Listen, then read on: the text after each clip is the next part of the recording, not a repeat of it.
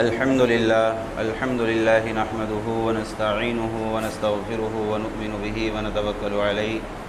ونعوذ بالله من شرور أنفسنا ومن سيئات أعمالنا من يهده الله فلا مضل له ومن يضلله فلا هادي له ونشهد أن لا إله إلا الله وحده لا شريك له ونشهد أن سيدنا وحبيبنا وسندنا ومولانا محمدا عبده ورسوله أما بعد فأعوذ بالله من الشيطان الرجيم بسم الله الرحمن الرحيم إن الله يحب التوابين ويحب المتطهرين وقال الله تبارك وتعالى في موضع آخر فيه رجال يحبون أن يتطهروا والله يحب المطهرين صدق الله العظيم۔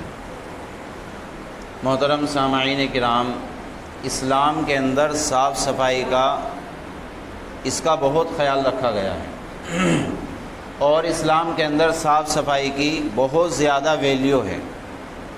چنانچہ قرآن کریم میں اللہ رب العزت نے فرمایا ان اللہ یحب التوابین ویحب المتطہرین، کہ اللہ رب العزت ان لوگوں کو پسند فرماتا ہے جو لوگ بہت زیادہ توبہ کرنے والے ہیں اور بہت زیادہ صاف رہتے ہیں، پاکی کا صاف صفائی کا خیال رکھنے والے ہیں۔ اور ایک حدیث ہے، اس کا ایک جز ہے، جملہ ہے، پیغمبر علیہ الصلاۃ والسلام نے فرمایا طہور شطر الایمان، پاکی جو ہے یہ ایمان کا جز ہے، ایمان کا حصہ ہے۔ ایک اور حدیث ہے، اس کا ایک جز ہے، جملہ ہے، آپ علیہ الصلاۃ والسلام نے فرمایا الطہور نصف الایمان، کہ پاکی جو ہے یہ آدھا ایمان ہے۔ اب پاکی جو ہے، صاف صفائی جو ہے، یہ مختلف چیزوں کی ہوتی ہے، بہت سی جگہوں کی ہوتی ہے، جیسے بدن کی صفائی ہے، محلے کی صفائی ہے، گھر کی صفائی ہے، اسی طریقے سے کپڑوں کی صفائی ہے، مسجد کی صفائی ہے، بہت ساری چیز ہے۔ تو سب سے پہلی چیز ہے جسم کی صفائی، بدن کی صفائی۔ ایک بخاری اور مسلم کی روایت ہے، حضرت عبداللہ ابن عباس رضی اللہ عنہما یہ راوی ہیں، فرماتے ہیں کہ اللہ کے نبی علیہ الصلاۃ والسلام کا گزر قبرستان سے ہوا، یا آپ علیہ الصلاۃ والسلام کا گزر دو قبر کے پاس سے ہوا، تو اللہ کے نبی علیہ الصلاۃ والسلام نے فرمایا کہ ان دو قبر والوں کو عذاب ہو رہا ہے۔ تو اللہ رب العزت حضرات انبیاء علیہم الصلاۃ والسلام کے سامنے آخرت کے احوال کو کھولتا ہے۔ جیسے حضرت عیسیٰ علیہ الصلاۃ والسلام جا رہے ہیں، ایک قبر پڑی تو حضرت عیسیٰ علیہ الصلاۃ والسلام کو بتا دیا گیا، احوال کھولے گئے کہ اس قبر والے کو عذاب ہو رہا ہے۔ حضرت عیسیٰ علیہ الصلاۃ والسلام چلے گئے، واپس آئے تو دیکھا اس قبر والے سے عذاب ہٹا کر کے راحت و آسانی کا معاملہ اس کے ساتھ میں کیا جا رہا ہے۔ تو اللہ رب العزت سے فریاد کی، دعا کی، اللہ رب العزت نے بتایا کہ عیسیٰ، اس کا ایک چھوٹا بچہ تھا، اب وہ مدرسے جانے کے لائق ہوا ہے، قابل ہوا ہے، وہ مدرسے گیا ہے اور اس کے استاذ نے وہاں پر اس کو بسم اللہ الرحمن الرحیم پڑھائی، یعنی اس نے ہمیں اپنی تتلاتی ہوئی زبان سے رحمان اور رحیم کہا، رحمان معاف کرنے والا، رحیم بار بار معاف کرنے والا، تو بھلا وہ ہمیں رحمان کہہ رہا ہے، رحیم کہہ رہا ہے، معاف کرنے والا کہہ رہا ہے بار بار اس کا بچہ، تو میں اس کے باپ کو کیسے عذاب دے سکتا تھا؟ تو بتانے کا مقصد یہ ہے کہ اللہ رب العزت حضرات انبیاء علیہم الصلاۃ والسلام کے سامنے آخرت کے احوال کو کھولتا ہے۔ تو آپ علیہ الصلاۃ والسلام نے فرمایا کہ ان دو قبر والوں کو عذاب ہو رہا ہے، اپنے صحابہ سے آپ علیہ الصلاۃ والسلام نے فرمایا، اور عذاب قبر جو ہے یہ بالکل برحق ہے، اس پر ہمارا ایمان ہے اور ہمارا یقین ہے، اور یہ بھی اللہ رب العزت کا کرم ہے، فضل ہے کہ اللہ رب العزت نے اس کو ہماری آنکھوں سے اوجھل رکھا ہے۔ انسان اور جنات کے علاوہ جتنی بھی مخلوقات ہے وہ کسی نہ کسی درجے میں عذاب قبر کو محسوس کرتی ہے۔ جب مردہ جو ہے یہ چیختا ہے اور بلبلاتا ہے اور درد کی وجہ سے کراہتا ہے، تو انسان اور جنات کے علاوہ جتنی بھی مخلوقات ہے وہ سب اس کو محسوس کرتی ہے، سب سنتی ہے۔ اور ایسا کیوں ہے کہ انسان اور جنات سے اس کو مخفی رکھا گیا، اوجھل رکھا گیا، غائب رکھا گیا؟ اللہ کے نبی علیہ الصلوۃ والسلام نے فرمایا اگر تمہیں معلوم ہو جاتا کہ قبر کے اندر کیا کیا جاتا ہے تو تم اپنے مردوں کو دفنانا چھوڑ دیتے۔ تو یہ بھی اللہ رب العزت کا کرم ہے۔ اب یہاں پر ایک سوال ہوتا ہے کہ ایک آدمی تو وہ ہے اسلام سے تعلق رکھتا ہے، اس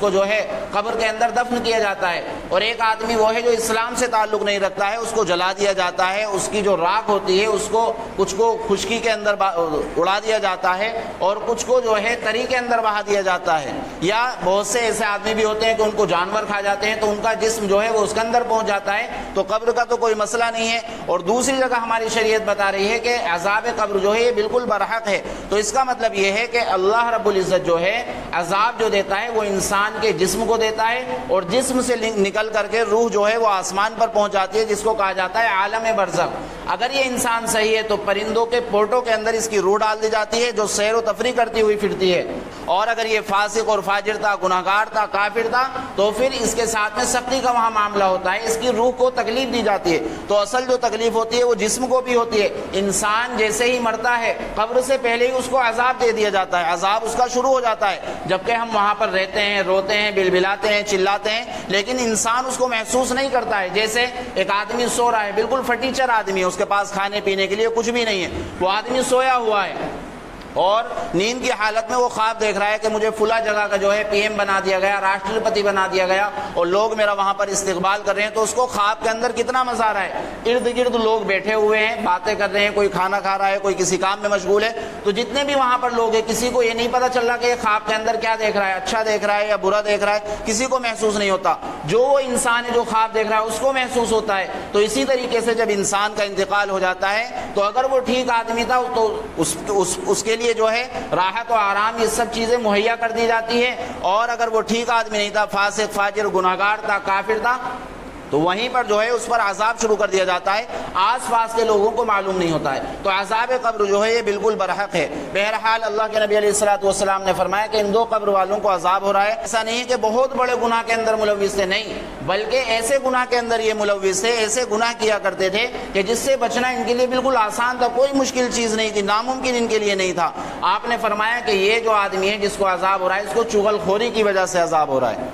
کہ یہاں کی بات جو ہے وہاں لگا دی، وہاں کی بات جو ہے یہاں پر لگا دی۔ اللہ رب العزت کیا کہہ رہا ہے قرآن کریم کے اندر، وَلَا تُطِعْ كُلَّ حَلَّافٍ مَّهِينٍ هَمَّازٍ مَّشَّاءٍ بِنَمِيمٍ، کہ نبی جی جو لوگ بہت زیادہ قسمیں کھاتے ہیں آپ ان کی بات مت مانیے، کیونکہ آدمی قسم جب کھاتا ہے جب وہ جھوٹا ہوتا ہے، اپنی بات کو سچ ثابت کرنے کے لیے آدمی قسم کھا کر کے سامنے والے کو یقین دلاتا ہے۔ تو اللہ رب العزت صاف منع کر رہا ہے کہ آپ اس کی بات مت مانیے جو بات کے اندر جو ہے وہ قسمیں کھاتا ہے۔ دوسرے نمبر پر آپ کیا اللہ رب العزت کیا فرما رہا ہے، ہماز مشاء بنمیم، مشاء بنمیم کہتے ہیں چغل خور کو، کہ یہاں کی بات وہاں لگا دی،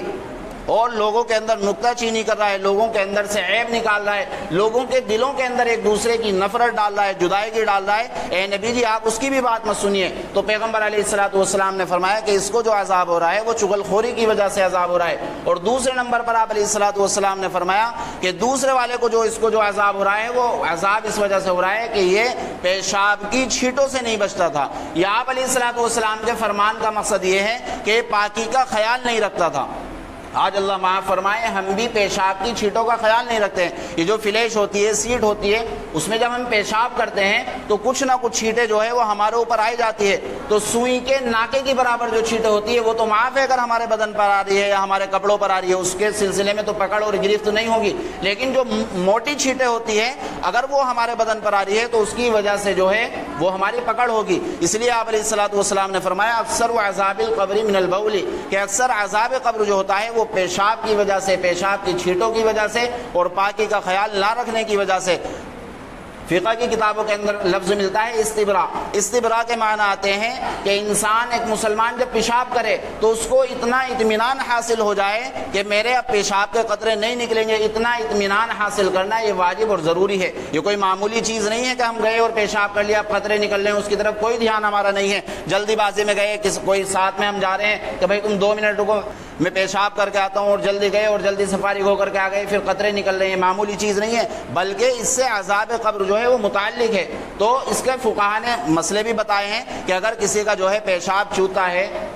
یا قطرے وغیرہ نکلتے ہیں تو اس کا طریقہ کیا ہے۔ تو پہلا طریقہ یہ بتایا کہ اگر ہم پیشاب کر رہے ہیں، قطرے نکلنے کا ہمیں اندیشہ رہتا ہے، ڈر رہتا ہے، تو ہم کھانسیں، وہاں پر کھانسیں گے تو زور پڑے گا جس کی وجہ سے قطرے نکلیں گے، ایک طریقہ یہ بتایا۔ دوسرا طریقہ یہ بتایا کہ آپ جو ہے پیشاب کرنے کے بعد میں ناک کے اندر انگلی ڈالے اور اس کو ہلائے، جو رگیں ہوتی ہے، نسیں ہوتی ہے وہ کھل جاتی ہے۔ اسی طریقے سے تیسرا طریقہ بتایا کہ پیشاب کیا آپ نے، آپ اٹھک بیٹھک کر لیں، اٹھک بیٹھک کریں گے تو ہو سکتا ہے کہ جو قطرے وغیرہ باقی ہیں یہ بھی نکل جائے،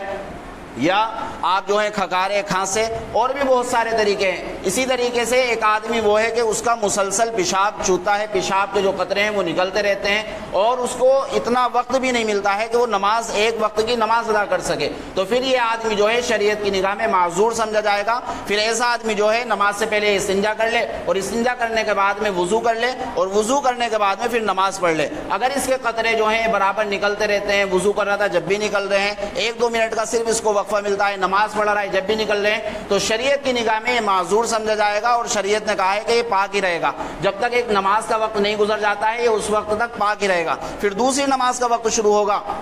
یہ دوسری نماز پڑھے گا تو اس کے لیے الگ سے وضو کرے گا۔ تو شریعت نے ایسے شخص کو جس کے مسلسل قطرات نکلتے رہتے ہیں، ایک اتنا بھی وقت نہیں ملتا کہ وہ ایک وقت کی نماز پڑھ سکے، تو شریعت کی نگاہ میں معذور ہے۔ اسی طریقے سے ایک شخص وہ ہے کہ پیشاب کرتا ہے، 2 منٹ بعد، 5 منٹ بعد، 10 منٹ بعد میں اس کے جو ہے قطرے ٹپک جاتے ہیں، تو پھر شریعت کی نگاہ میں معذور نہیں ہے، بلکہ شریعت نے کہا ہے یہ استنجا کرے گا اور استنجا کرنے کے بعد ان قطروں کے ٹپکنے کا انتظار کرے گا، جب وہ قطرے ٹپک جائیں گے اس کے بعد میں یہ نماز پڑھے گا۔ اسی طریقے سے شریعت نے ایک طریقہ یہ بتایا کہ جس کے قطرے نکلتے رہتے ہیں تو شرمگاہ کے اندر روئی رکھے گا یا ٹیشو پیپر وغیرہ ہے اس کو اندر گھسا کر کے رکھے گا، اور چاہے اس کے قطرے نکل رہے ہیں، نماز پڑھ رہا ہے یا قرآن کریم کی تلاوت کر رہا ہے، جو بھی کام یہ دین کے کر رہا ہے، اس کے قطرے نکل رہے ہیں، تو روئی جو اس نے رکھی ہے، ٹیشو پیپر جو اس نے رکھا ہے، وہ باہر سے اگر گیلا نہیں ہوتا ہے تو جب تک باہر سے گیلا نہیں ہوگا تو اس کی وضو مانی جائے گی، اور اگر باہر سے گیلا ہو جاتا ہے تو اس کی وضو ٹوٹ جائے گی، پھر دوبارہ اس کو وضو کرنی پڑے گی۔ اسی طریقے سے معذور شخص جو ہے جس کے مسلسل قطرے نکل رہے ہیں، اس کا پیشاب مسلسل چو رہا ہے، تو وہ بدن پر لگ جائے یا اسی طریقے سے کپڑے پر لگ جائے، اس کو دھونا بھی ضروری نہیں ہے، وہ اسی حالت میں نماز پڑھتا رہے گا، قرآن کریم کی تلاوت اور جو بھی اس کو کام کرنے ہیں وہ کرتا رہے گا۔ اسی طریقے سے ایک وہ شخص تھا کہ جس کے نکلتے ہیں، تھوڑی دیر کے بعد میں نکلتے ہیں پھر بند ہو جاتے ہیں، تو ایسے شخص جو ہے اگر پیشاب کے قطرے نکل گئے ہیں، کپڑے پر لگے ہیں، تو کپڑے کا دھونا بھی ضروری ہے، اسی طریقے سے شرمگاہ کا دھونا بھی ضروری ہے، اسی طریقے سے اس کی وضو بھی ٹوٹ جاتی ہے۔ تو یہ پیشاب کے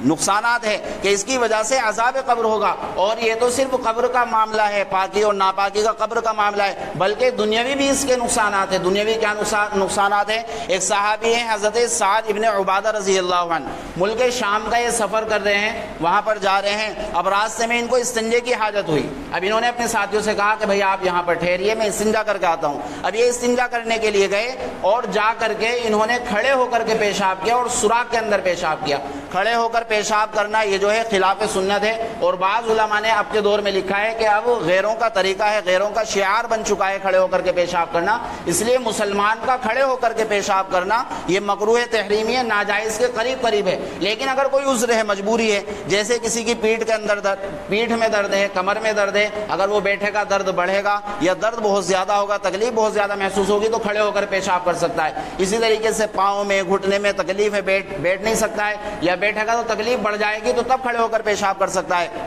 اسی طریقے سے وہ ایسی جگہ پر ہے کہ جہاں پر بہت زیادہ گندگی ہے تو وہاں پر بھی کھڑے ہو کر پیشاب کر سکتا ہے۔ اسی طریقے سے شریعت نے منع کیا ہے سوراخ کے اندر پیشاب کرنے کے لیے، اس لیے کہ جنات وغیرہ سوراخ کے اندر رہتے ہیں اور موذی جانور ہوتے ہیں، سانپ، بچھو وغیرہ اس طرح کے جانور رہتے ہیں، یہ سوراخ کے اندر پیشاب کرے گا، وہ باہر نکل کے آئیں گے، ہو سکتا ہے پھر اس کو کاٹ لے، تو شریعت نے اس کو بچایا ہے۔ اسی طریقے سے سائے دار جو درخت ہوتے ہیں ان کے نیچے بھی پیشاب کرنا یہ بالکل منع ہے۔ اسی طریقے سے راستے میں جہاں پر لوگ جو ہیں وہ چلتے ہیں، سفر کرتے ہیں، تو ان کو بھی تکلیف ہوگی، راستے میں پیشاب کرنا منع ہے، تو خلاف سنت ہے، لیکن مجبوری کی وجہ سے آدمی کھڑے ہو کر کے پیشاب کر سکتا ہے۔ اللہ کے نبی علیہ الصلوۃ والسلام سے بھی مجبوری میں کھڑے ہو کر پیشاب کرنا یہ ثابت ہے۔ تو بہرحال حضرت سعد ابن عبادہ رضی اللہ عنہ نے کھڑے ہو کر کے پیشاب کیا اور سوراخ کے اندر پیشاب کیا، آئے واپس اور آ کر کے کہا اپنے ساتھیوں سے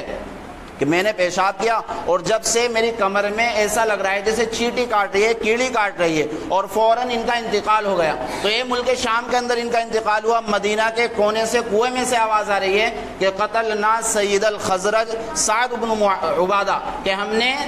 خزرج کے سردار سعد ابن عبادہ کو قتل کر دیا، ہم نے ایسا تیر مارا کہ جو جس نے غلطی نہیں کی بالکل نشانے پر جا کر کے لگائے۔ وہ آواز کس کی تھی؟ وہ جنوں کی آواز تھی۔ تو کس وجہ سے انتقال ہوا؟ سوراخ میں پیشاب کرنے کی وجہ سے، اس وجہ سے انتقال ہوا، اس لیے اس کو ہم معمولی نہ سمجھے۔ تو اللہ کے نبی علیہ الصلوۃ والسلام نے فرمایا ایک کو جو عذاب ہو رہا ہے وہ اس وجہ سے چغل خوری کے اندر مبتلا رہتا تھا، اور اللہ رب العزت نے منع کیا آپ علیہ الصلوۃ والسلام کو کہ آپ ان کی بات کا اعتبار مت کیجئے، یقین مت کیجئے، جو بات بات پر قسم کھاتے ہیں۔ اور دوسرے نمبر پر آپ نے فرمایا کہ دوسری قبر والے کو جو عذاب ہو رہا ہے وہ اس وجہ سے کہ یہ پیشاب کی چھینٹوں سے نہیں بچتا تھا یا پاکی کا اہتمام، پاکی کا خیال نہیں رکھتا تھا، اس وجہ سے عذاب ہو رہا ہے۔ پھر آپ علیہ السلام نے ایک درخت سے ٹہنی توڑی، اس کے 2 ٹکڑے کیے، آپ نے ایک شاخ کو ایک قبر والے پر گاڑ دیا اور دوسری شاخ کو، دوسری ٹہنی کو دوسری قبر پر گاڑ دیا۔ صحابہ نے معلوم کیا، یا رسول اللہ آپ نے اس طرح سے کیوں کیا؟ آپ علیہ السلام نے فرمایا میں نے اس طرح سے اس لیے کیا، میں نے اللہ سے دعا کی تھی کہ اللہ ان سے قبر کے عذاب کو ختم کر دیا جائے، ہلکا کر دیا جائے۔ تو اللہ رب العزت نے میری دعا اس طرح قبول کی، مجھے فرمایا کہ ایک ٹہنی توڑو، اس کے 2 کرو اور ان قبر والوں پر گاڑ دو۔ تو جب تک یہ ٹہنی تر رہے گی، خشک نہیں ہوگی، سوکھے گی نہیں، اس وقت تک ان سے عذاب جو ہے وہ ہلکا ہوتا رہے گا۔ لیکن یہ بات جو ہے آپ علیہ السلام کے لیے خاص تھی، آپ علیہ السلام کا یہ معجزہ تھا، آپ علیہ السلام کی یہ برکت تھی۔ یہ ہمارے ساتھ نہیں ہے، ہم جو کانٹے دار درخت وغیرہ اور اس کی شاخ وغیرہ جو قبر پر ہم رکھتے ہیں وہ اس وجہ سے رکھتے ہیں قبر تازی ہوتی ہے، کہیں ایسا نہ ہو کہ جانور آئے قبر کو کھود کر کے مردے کو باہر نکالے، بس اس وجہ سے رکھتے ہیں۔ اسی طریقے سے قبر پر پانی ڈالتے ہیں تو پانی بھی ہم اس لیے ڈالتے ہیں تاکہ قبر جو ہے وہ جم جائے، کہیں کوئی جانور آ کر اس کو کھول نہ دے، یہ مستحب عمل ہے۔ اگر قبر کی مٹی جو ہے وہ گیلی ہے تو پھر پانی ڈالنے کی ضرورت نہیں ہے۔ اسی طریقے سے بعض حضرات یہ گمان کرتے ہیں کسی کا انتقال ہو جائے تو آس پڑوس والے جو ہیں وہ یہ گمان کرتے ہیں کہ اب بھائی ہمارے گھر پر توا نہیں چڑھنا چاہیے اور چولہا نہیں جلنا چاہیے، تو یہ بھی بالکل خام خیالی کی بات ہے، بالکل غلط ہے۔ انتقال صبح 7 بجے 6 بجے ہوا ہے اور تدفین جو ہے وہ عصر میں ہے، تو اب اتنے ٹائم تک بھوکا رہنا شریعت نے اس سے منع کیا ہے کہ نہیں، ایسا کچھ نہیں ہے، آپ توا بھی چڑھا سکتے ہیں، آپ چولہا بھی جلا سکتے ہیں، اور جس گھر کے اندر انتقال ہوا ہے وہ گھر والے جو ہیں وہ بھی کچھ نہ کچھ بنا سکتے ہیں۔ لیکن حضور علیہ السلام نے لوگوں کو یہ ترغیب دی ہے کہ جس گھر کے اندر انتقال ہوا ہے ان کے لیے کھانے پینے کا انتظام کیا جائے، اس لیے کہ وہ غمگین ہوتے ہیں، وہ صدمے میں ہوتے ہیں۔ تو بہرحال جو پڑوس والے ہیں وہ کھانا بنا سکتے ہیں، توا بھی چڑھا سکتے ہیں۔ اسی طریقے سے بعض لوگ یہ خیال کرتے ہیں، گمان کرتے ہیں کہ ان کے گھر کے اندر مچھلی نہیں بننی چاہیے جہاں پر انتقال ہوا ہے، یا آس پڑوس میں بھی نہیں بننی چاہیے، نہ تدفین سے پہلے بننی چاہیے نہ تدفین کے بعد بننی چاہیے۔ تو ایسا بھی کچھ نہیں ہے، یہ بھی بالکل من گھڑت بات ہے، خام خیالی کی بات ہے، غلط بات ہے۔ آپ مچھلی بھی بنا سکتے ہیں، جو آپ کو عام دنوں کے اندر آپ کھاتے ہیں اچھی چیز، یا کوئی سبزی وغیرہ کچھ بھی آپ بنا سکتے ہیں، کچھ بھی کھا سکتے ہیں، کوئی حرج کی بات نہیں ہے۔ اسی طریقے سے یہ گمان کیا جاتا ہے کہ فاولے وغیرہ جو ہوتے ہیں، تاسلے ہوتے ہیں، ان کے گھر میں ہی ضرور اس کو پہنچانا چاہیے کہ جن کے گھر سے یہ میت آئی ہے، جن کے گھر میں انتقال ہوا ہے، تو ایسا بھی کچھ نہیں، یہ بھی بالکل غلط بات ہے۔ جس کے وہ فاولے آپ چاہے تو وہیں پر اس کو دے دے، اور چاہے تو آپ یہاں پر لا کر کے بستی کے اندر لا کر کے اس کے گھر پر پہنچا دے، تو اس میں بھی کوئی حرج کی بات نہیں۔ تو بہرحال یہ اللہ کے نبی علیہ السلام کے ساتھ خاص تھی کہ آپ علیہ السلام نے ٹہنی لگائی، اور جب تک آپ علیہ السلام نے کیا فرمایا، جب تک یہ تر رہے گی، سوکھے گی نہیں، اس وقت تک ان کا عذاب کو ہلکا کر دیا جائے گا۔ تو اسی طریقے سے قبرستان کی صاف صفائی کا مسئلہ آتا ہے، تو اسپرے وغیرہ ہوتا ہے یا کرین وغیرہ اور بھی طرح طرح کی چیزیں ہوتی ہیں، اس سے صاف صفائی کی جاتی ہے۔ تو کرین کا قبرستان میں چلانا یہ درست اور مناسب نہیں ہے، اس لیے کہ کوئی نہ کوئی قبر کرین کی زد میں آ جاتی ہے، اس وجہ سے منع ہے۔ لیکن اگر قبرستان کے اندر اتنی چوڑائی ہے اور اتنا راستہ ہے کہ کرین کی زد میں کوئی قبر نہیں آئے گی، تو پھر کرین کے چلانے میں بھی کوئی حرج کی بات نہیں ہے۔ اسی طریقے سے اسپرے مارنا، تو جیسے راستہ ہے قبر کے علاوہ، قبر کے آس پاس ہے یا قبر پر، تو اس پر تو اسپرے نہیں مار سکتے ہیں، اس کے علاوہ جو ہے اس پر اسپرے مار سکتے ہیں، اس لیے کہ قبر پر جو گھاس اگتی ہے اور آس پاس جو گھاس ہوتی ہے وہ اللہ رب العزت کی تسبیح اور تحمید کرتی ہے، اللہ کی پاکی بیان کرتی ہے، اللہ کی تعریف بیان کرتی ہے، جس سے مردے کو کچھ نہ کچھ فائدہ ہوتا ہے، تو اس وجہ سے منع ہے۔ اسی طریقے سے قبرستان کے اندر آگ لگانا، تو قبرستان کے اندر آگ لگانا یہ بھی درست اور مناسب نہیں ہے۔ اسی طریقے سے قبر پر جو ہے وہ گھاس وغیرہ اگی ہوئی تھی، پیڑ وغیرہ اگے ہوئے تھے، لیکن وہ سوکھ گئے ہیں، تو اب جو سوکھے ہیں اس کو کاٹ سکتے ہیں، کاٹنے میں کوئی حرج کی بات نہیں ہے۔ تو بہرحال اللہ کے نبی علیہ السلام نے فرمایا کہ ان 2 قبر والوں کو اس وجہ سے عذاب ہو رہا تھا، ایک پیشاب کی چھینٹوں سے نہیں بچتا تھا، اس وجہ سے عذاب دیا جا رہا تھا۔ ایک صحابی ہیں حضرت سلمان فارسی رضی اللہ عنہ، مشرکین نے ان کو چڑھایا اور ان سے کہا کہ بتاؤ تمہارے نبی بھی بالکل عجیب ہے کہ کس طرح کی تم کو باتیں بتاتے ہیں، کس طرح کی تم کو تعلیم دیتے ہیں کہ استنجا کیسے کرنا ہے اور ٹوائلٹ کس طریقے سے جانا ہے، یعنی ان کا مذاق اڑایا حضرت سلمان فارسی رضی اللہ عنہ کا۔ تو حضرت سلمان فارسی رضی اللہ عنہ نے فخر کے طور پر کہا کہ ہاں ہمارے نبی ایسے ہیں کہ ہمیں استنجا کرنے کا طریقہ، کہ استنجے میں بیت الخلاء میں کس طریقے سے جانا ہے، کس طریقے سے بیٹھنا ہے، یہ سارے طریقے ہمارے نبی نے بتائے ہیں۔ یہ بھی ہمارے اسلام کی شان ہے، ہمارے نبی کی شان ہے، ورنہ بتاؤ کس مذہب کے اندر بتایا گیا۔ پھر حضرت سلمان فارسی رضی اللہ عنہ نے ایک اور بات بتائی، مشرکین سے کہا، ان لوگوں سے کہا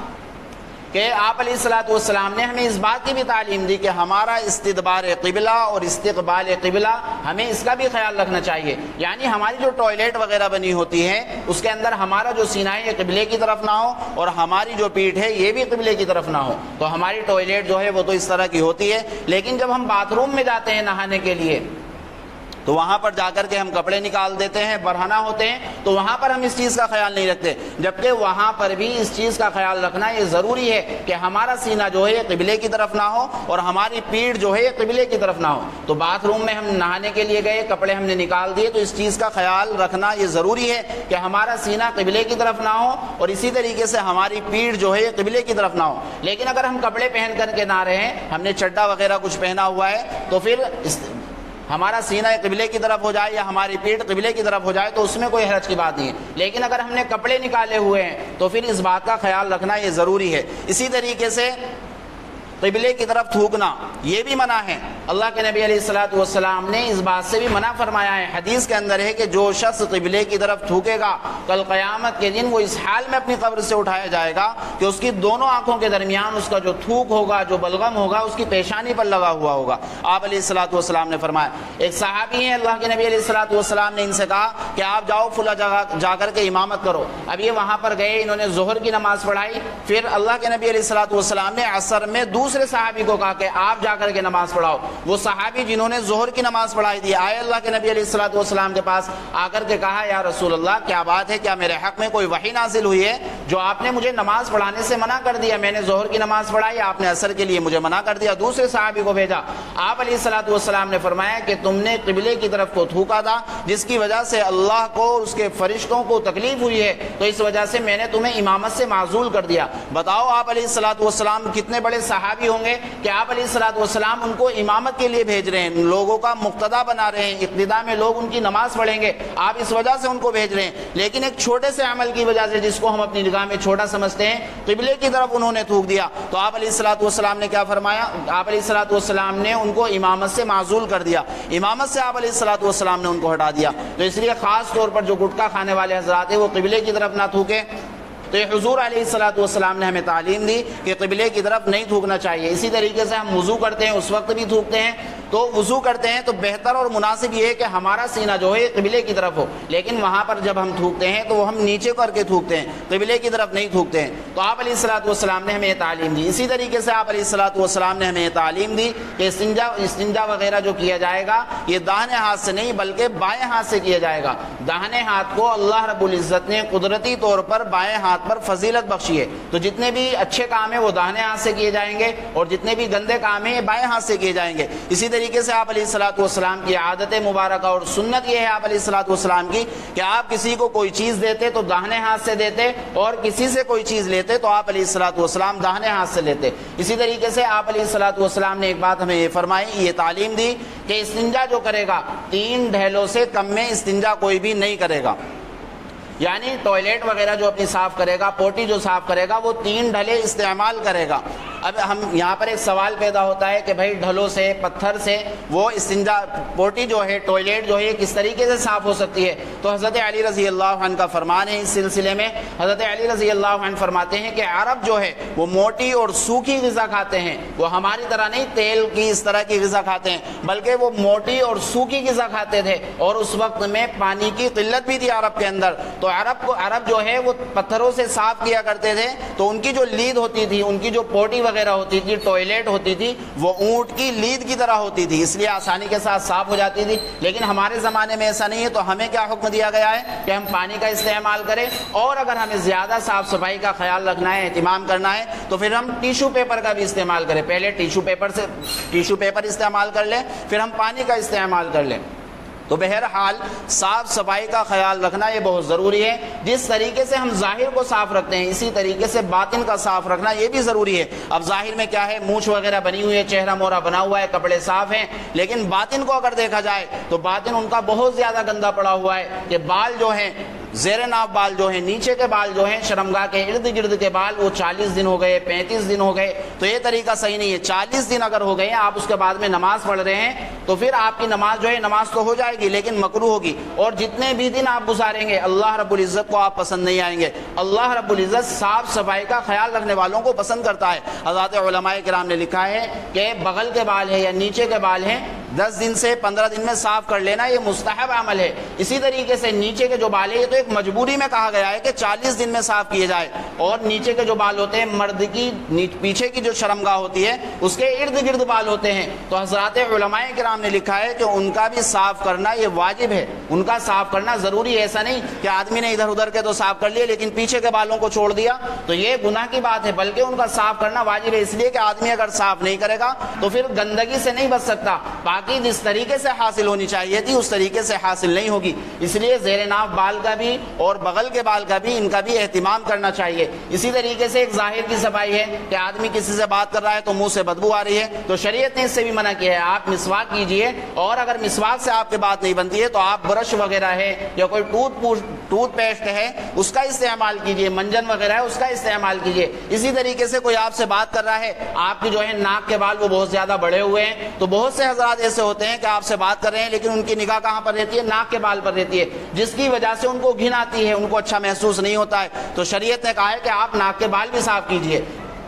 تو بہرحال اللہ رب العزت صاف صفائی سے رہنے والوں کو بہت زیادہ پسند فرماتے ہیں۔ ایک مسجد ہے مسجد قباء عرب کے اندر، اللہ رب العزت نے ان لوگوں کی تعریف فرمائی جو اس مسجد میں نماز پڑھنے والے ہیں۔ کیا تعریف فرمائی؟ فیہ رجال یحبون ان یتطہروا واللہ یحب المطہرین، کہ بہت مسجد قباء کے نمازی ایسے ہیں نماز پڑھنے والے کہ وہ صفائی کا بہت زیادہ خیال رکھتے ہیں، اور واللہ یحب المطہرین، کہ اللہ رب العزت ان کو بہت ان سے محبت کرنے والا ہے، صاف ستھرے آدمیوں سے اللہ رب العزت محبت کرنے والا ہے۔ تو آپ علیہ الصلوۃ والسلام پر جب یہ آیت نازل ہوئی، آپ علیہ الصلوۃ والسلام مسجد قباء تشریف لے گئے، آپ علیہ الصلوۃ والسلام نے وہاں کے لوگوں سے، حضرات انصار تھے، صحابی تھے، ان سے جا کر کے بات کی کہ تم لوگ صاف صفائی کس طریقے سے کرتے ہیں کہ اللہ رب العزت نے قرآن کریم کے اندر تمہاری تعریف بیان فرمائی ہے؟ تو ان لوگوں نے کہا کہ ہم پہلے ڈھیلے استعمال کرتے ہیں، پتھر وغیرہ استعمال کرتے ہیں، اس کے بعد ہم پانی کا استعمال کرتے ہیں۔ تو آپ علیہ الصلوۃ والسلام نے فرمایا اسی وجہ سے اللہ رب العزت نے قرآن میں تمہاری صاف صفائی کا خیال رکھنے کی وجہ سے،